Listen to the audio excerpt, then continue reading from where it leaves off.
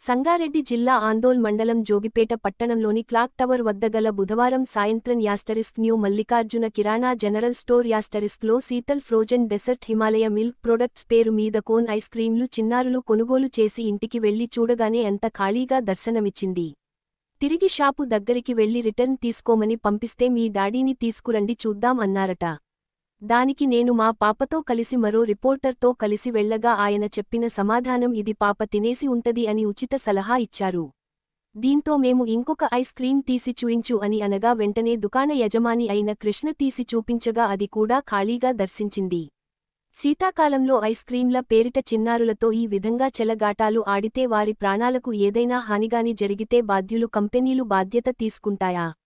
యాజమాన్యాలు తీసుకుంటాయా? ఇలాంటి నకిలీ ప్రొడక్ట్స్పై ఉక్కుపాదం మోపాల్సిన అవసరం ఎంతైనా ఉంది.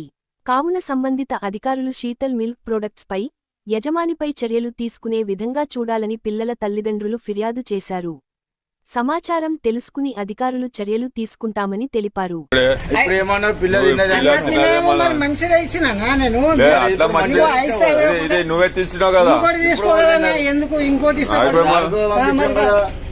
నాకు డౌట్ వచ్చి నేను నువ్వు పరిచయం పిల్లలకి ఇలా బయట తిన్నారే ఇగో నాకు తిన్నట్లే డౌట్ చెప్తానన్నా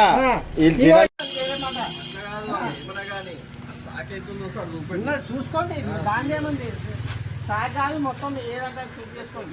ఇగో ఇది అన్నా ఇగో ఇది ఈ బాక్స్ ఇది పై స్టెప్ ఉండాలి. ఈ స్టెప్ వరకే మనం ఉంచాలి. అయితే పట్టకాలు లోపలికి కూర్చున్నాం కదా ఇది సేమ్ అదే. ఎన్ని బాక్సులు ఉన్నాయి మొత్తం?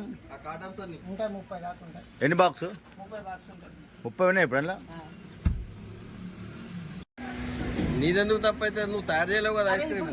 నా దగ్గర కదా ఆయన దగ్గర మెంట్ కాదు. వాడు ఎంత ప్రోడక్ట్ పెట్టాలి అంతే పెట్టాలి. వాళ్ళు కంపెనీ వాళ్ళు ఒట్టిగా మీద బుర్ర పెట్టాలి. ఏం పెట్టకుండా ఏం లాభం? కంపెనీ డిఫాల్ట్ అది నీది కాదు. నువ్వు అట్లాంటివి చూసుకొని స్టాక్ రిటర్న్ కొట్టాలి. వేరే బ్రాండ్ పెట్టుకోవాలి. నువ్వు దాన్ని 4 years నుంచి అమ్ముతున్నా దాన్ని ఇంతవరకు కంప్లైంట్ లేదు కదా. ఇప్పుడు వచ్చిందిగా. అరే వచ్చినప్పుడే కదా